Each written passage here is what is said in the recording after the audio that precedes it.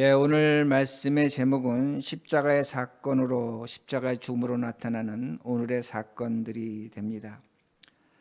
예수님이 2000년 전에 십자가에서 죽으셨습니다. 그리고 부활하셨습니다. 그 2000년 전의 사건이 오늘날 우리들에게 어떠한 일로 나타나는가, 이 말씀을 우리가 오늘 성경을 통해서 찾아보도록 하겠습니다. 예수님의 십자가의 사건은 오늘도 믿는 우리들에게는 다양한 사건으로 나타납니다. 그러기에 제가 지난번까지 설교한 예수님의 십자가에 대해서 다시 한번 간략하게 말씀을 드립니다. 히브리서는 구약에 있는 그 제사장의 사건과 신약에 있는 예수님의 십자가의 사건을 비교하면서 우리에게 가르쳐 줍니다. 구약의 제사는 우리의 죄를 깨끗하게는 합니다. 그러나 본질적으로 우리의 죄를 제거하지 못합니다. 그렇게 우리의 죄를 제거하지 못하는 이유는 두 가지가 있는데, 하나는 제물이 짐승을 사용합니다. 짐승이 그 피가 인간의 죄를 대신합니다. 그러나 그 짐승의 제물은 성경 우리에게 가르쳐주는 것이 우리의 죄를 완벽하게 해결할 수 없음을 히브리서는 가르쳐줍니다. 그러기에 죄가 용서되지 못하는 겁니다. 두 번째는 제사장이 있는데, 그 구약의 제사장, 예루살렘의 제사장들은 사람입니다. 사람이기 때문에 죄인이라는 겁니다. 죄인이 죄인의 죄를 하나님 앞에 나가 용서를 구하는데, 그들의 죄로 말미암아 우리의 죄가 용서는 되지만 본질적으로 제거하지 못합니다. 그러기에 히브리서는 구약의 대제사장을 매일 대제사장이라고 그렇게 말씀하고 있습니다. 그들도 매일매일 죄를 용서받을 수밖에 없는 제사장이라는 것을 성경은 가르쳐 줍니다. 그런데 히브리서가 그 제사장과 비교하면서 예수님은 우리의 죄를 완벽하게 용서하신다는 겁니다. 예수님은 죄가 없으신 분입니다. 죄 없는 하나님의 아들입니다. 죄가 없는 사람이기 때문에 죄 있는 우리를 대신해서 우리의 죄를 용서하십니다. 그러기에 우리의 죄가 완벽하게 용서됩니다.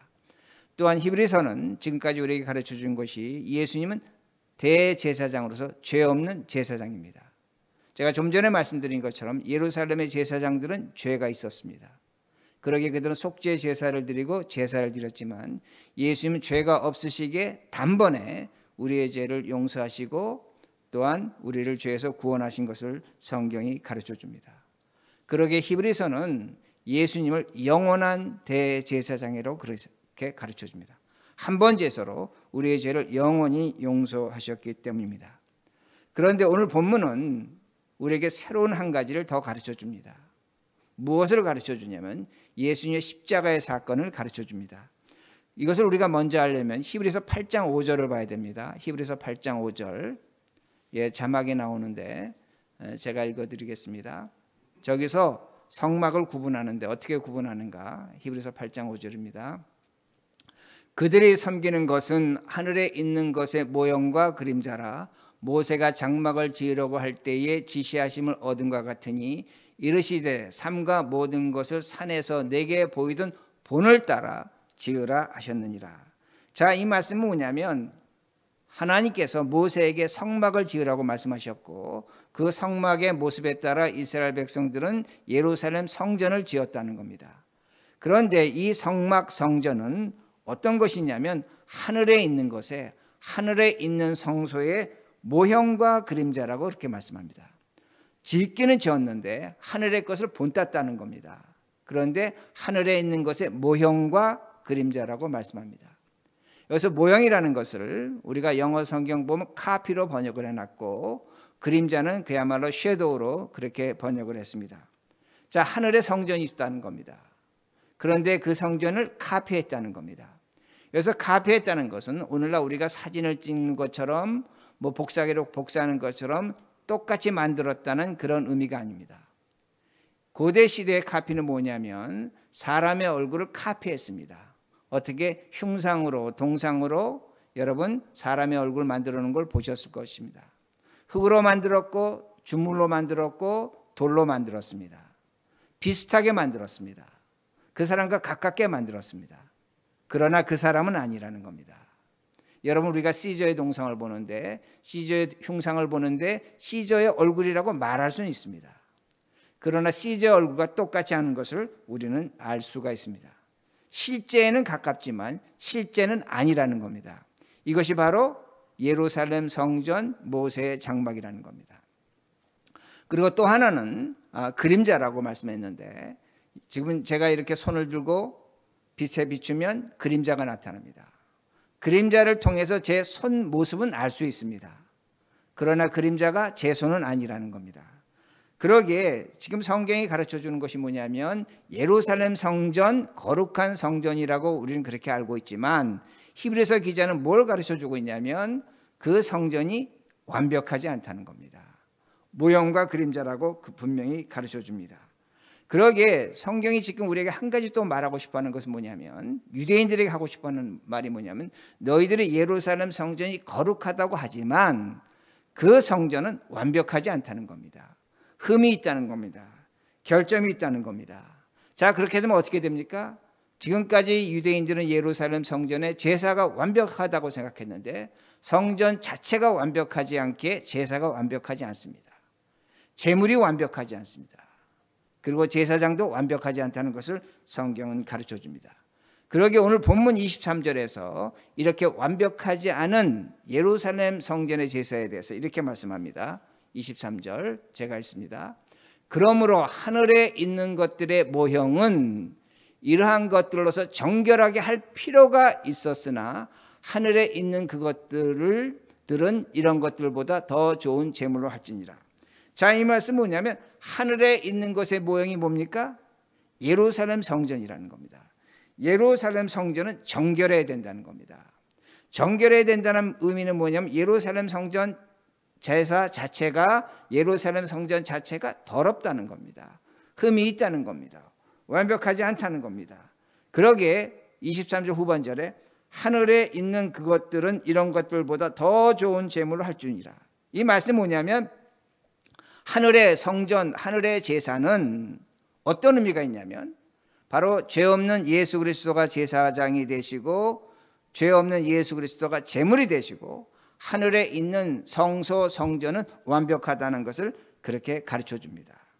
그러므로 왜 예수님이 예루살렘 성전에 들어가지 않으셨고 왜 예수님 예루살렘 성전의 제물이 되지 않으셨는가를 24절에 이렇게 설명합니다. 24절, 그리스도께서는 참것의 그림자인 손으로 만든 성소에 들어가지 아니하시고, 즉 예루살렘 성전에 들어가지 아니하시고 바로 하늘에 들어가사 이제 우리를 위하여 하나님 앞에 나타나시고, 즉 예수님은 죄 없는 제물과 죄 없는 제사장이 되셨기에 예루살렘 성전에서 하나님의 제물이 되실 이유가 없다는 겁니다.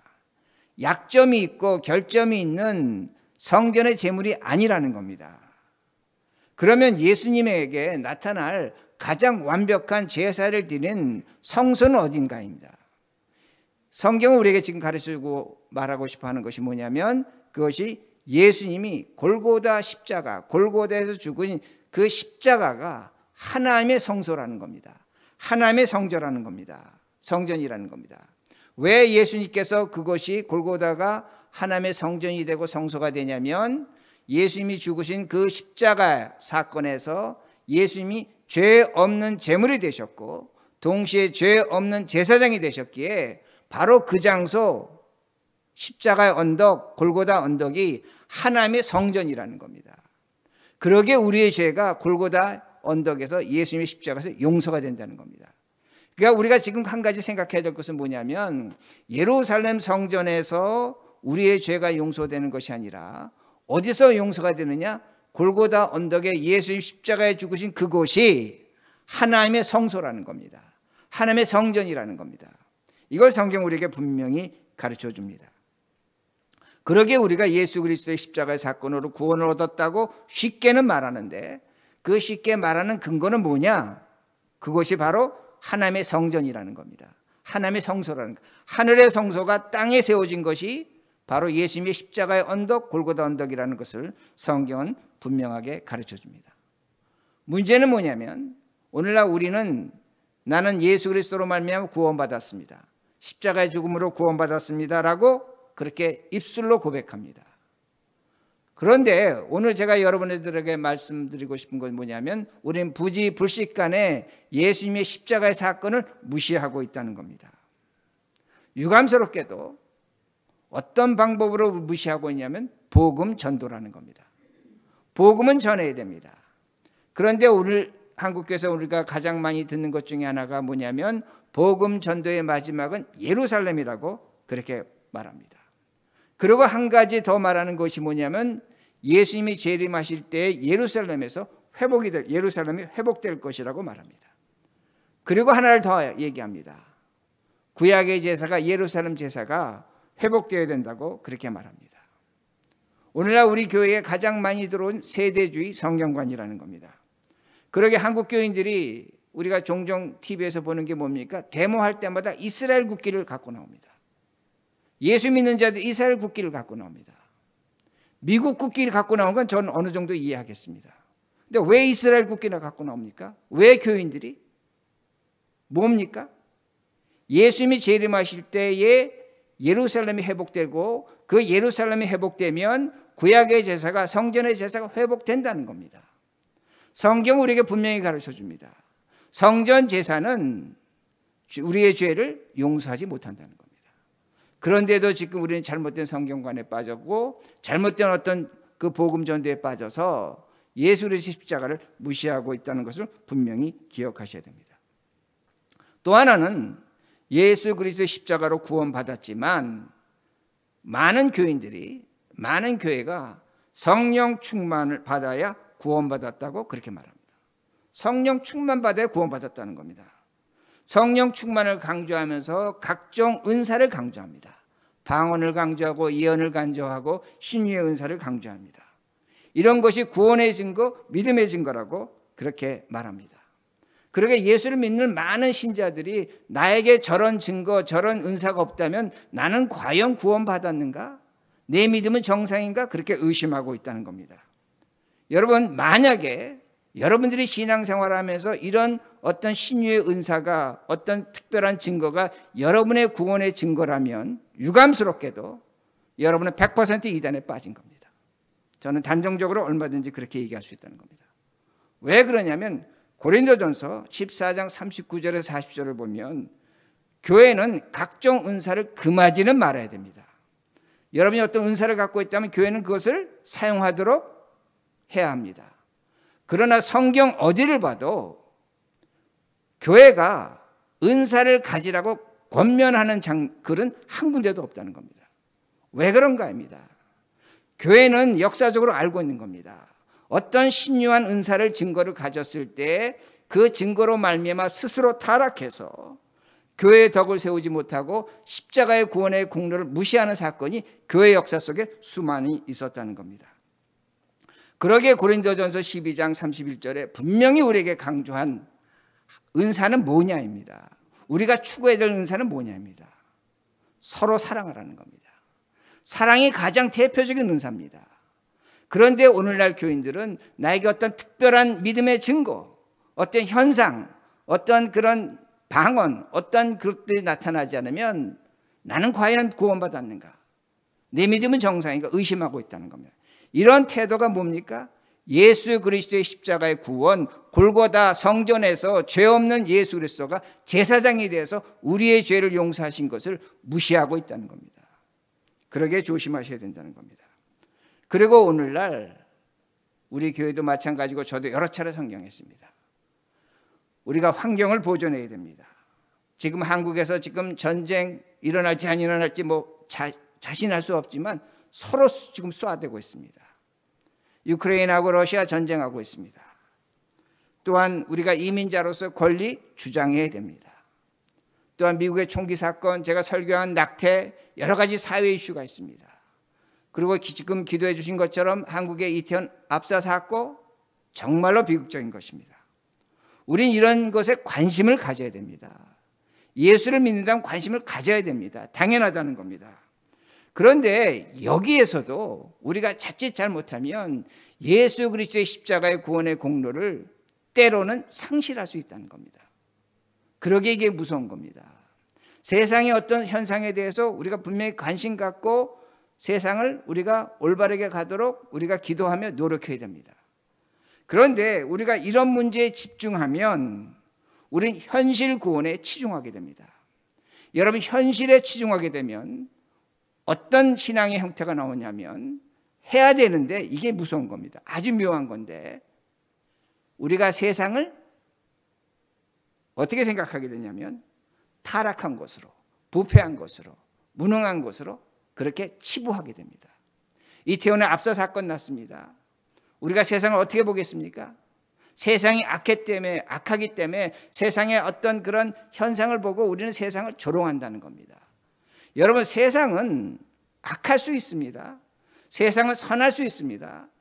그러나 제가 수없이 여러분에게 말씀드리는 것처럼 이 세상은 하나님이 통치하시는 곳입니다. 악이 통치하고 악마가 통치하는 것이 아니라는 겁니다. 우리는 현실을 죄악시합니다.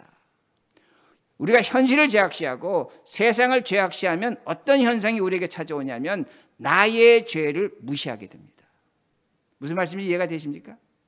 내가 이 세상을 질타하고 이 세상의 죄를 어떻게 질책하고 그리고 내가 살아가는 현실을 죄악시하면 상대적으로 우리의 죄를 무시한다는 겁니다. 이렇게 되면 나타나는 것이 뭡니까? 예수 그리스도의 십자가의 구원의 공로를 약화시킵니다. 제가 다시 말씀드리지만 인종차별의 문제, 사회적인 문제 우리 다뤄야 합니다. 교회가 관심을 가져야 됩니다. 그런데 이런 문제를 다루는 것마다 한 가지 문제가 뭐냐면 예수 그리스도의 십자가를 강조하는 것 같지만 약화시키는 것을 얼마든지 볼 수 있다는 겁니다. 오늘도 마찬가지입니다. 오늘도 교인들은 어떻게 생각하냐면 정치인들이 복음을 받아서 크리스찬이 되어야 된다고 생각하고 세상이 복음화되어야 된다고 생각합니다. 그러면 우리가 세상 문제를 해결할 수 있다고 말합니다. 제가 수없이 말씀드렸습니다. 이건 철저한 인본주의입니다.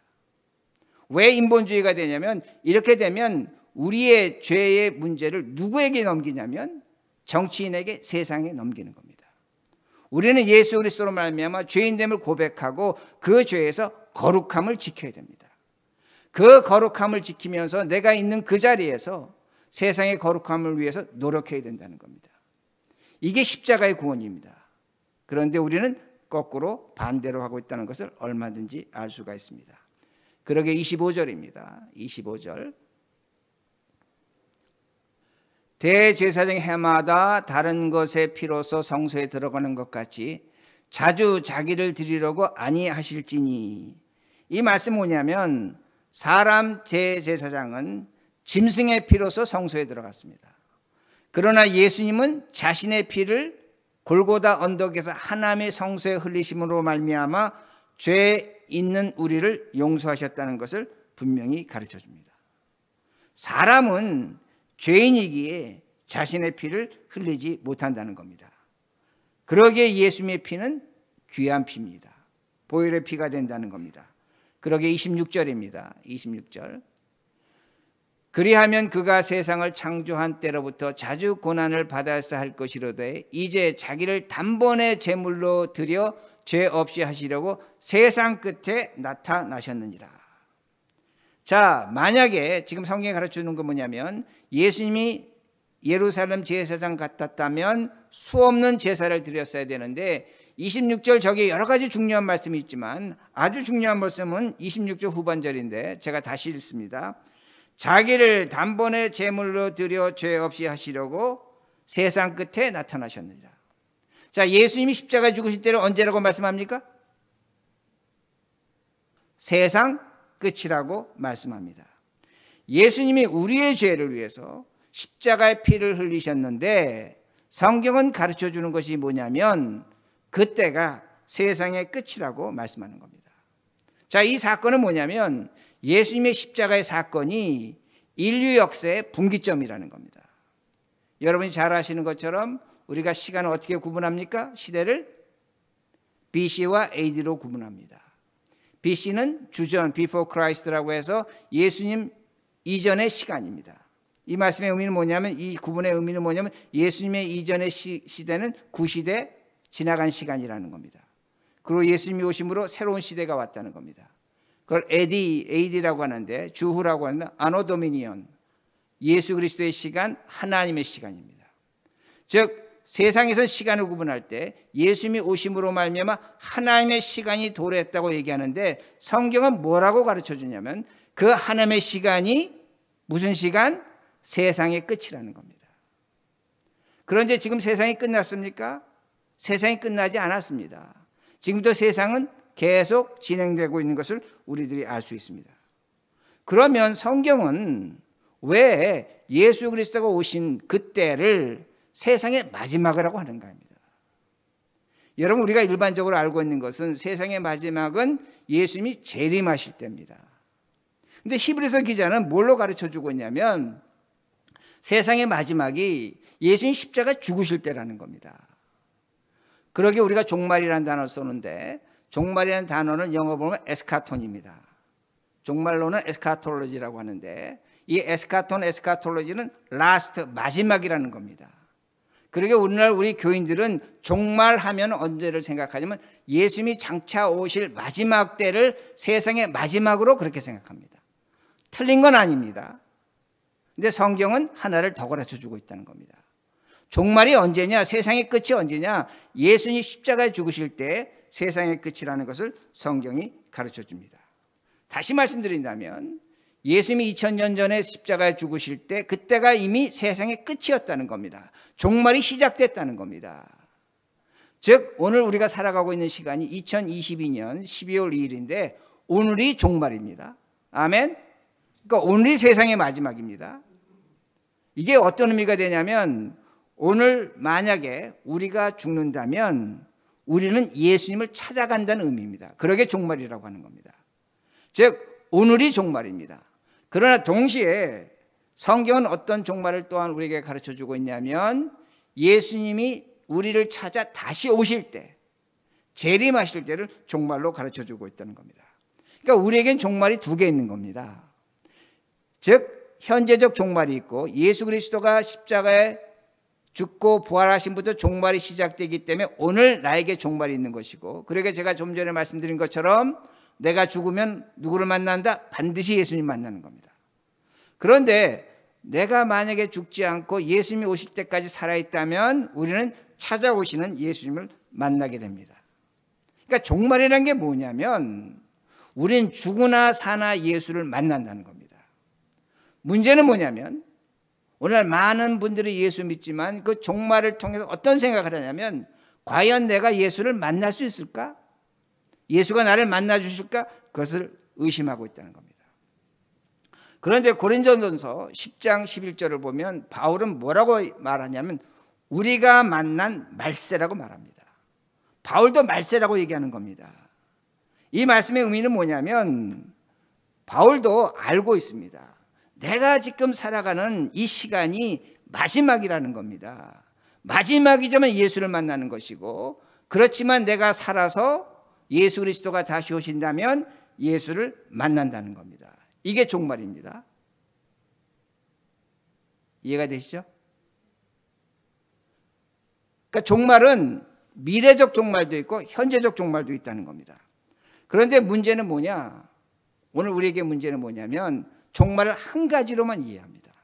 즉 현재와 미래 종말 동시적인 이 두 가지를 이해해야 되는데 하나의 종말로 이해한다는 겁니다. 이렇게 되면 잘못된 태도가 된다는 겁니다. 제가 좀 전에 말씀드린 것처럼 우린 종말을 이중적으로 이해해야 됩니다. 그래야만 여러분들이 십자가의 사건을 지켜낼 수 있습니다. 어떤 사람들은 종말을 미래만 강조하는 사람도 있습니다. 그래서 그 사람들은 뭐라고 얘기하냐면 우리가 교회에서 많이 볼 수가 있는데 마지막 때가 되면 하나님께서 무서운 심판을 하시고 세상이 피로 문들 것이고 3분의 1이 없어질 것이고 어쩌고 저쩌고 얘기합니다. 이런 종말은 우리의 종말이 아닙니다. 우리의 종말은 제가 좀 전에 말씀드린 것은 누구를 만나는 것? 예수 그리스도를 만나는 종말이라는 겁니다. 그런 잘못된 가르침에 속아서 오늘 많은 교인들이 신앙생활 잘못하고 있다는 겁니다. 이런 마지막 종말에 비참한 것, 무서운 것은 예수 그리스도를 믿지 않는 자들에 대한 심판과 저주입니다. 우리와는 상관없다는 겁니다. 우리는 마지막에 예수 그리스도로 말미암아 구원과 생명이라는 겁니다. 문제는 뭐냐? 하나의 종말을 강조할 때 많은 신자들이 잘못된 종말에 빠져서 신앙생활하는 것을 볼 수가 있습니다. 하나님을 분노의 하나님으로, 무서운 하나님으로, 심판의 하나님으로 만들어내고 있다는 겁니다. 그러게 우리 기독교 역사를 보면 기독교가 제3세계에서 아주 빠르게 성장합니다. 왜 제3세계에서 성장하느냐면 우리 한국도 그랬는데 이 종말을, 미래적 종말을 가르치기 때문입니다. 나쁜 건 아닙니다. 하나만 가르칠 때 그런데 문제가 있다는 겁니다. 미래적 종말이라는 건 뭐냐면 우리가 현재 고난당하고 어려움을 당하지만 장차 예수 그리스도가 오심으로 말미암아 우리에게 새로운 세상, 새로운 희망을 줄 것을 믿는 것이 미래적 종말이 됩니다. 그런데 이런 미래적 종말을 가질 때 어떤 현상이 나타나냐면 현실에 대한 책임을 회피합니다. 그리고 세상에 대한 반발감을 갖습니다.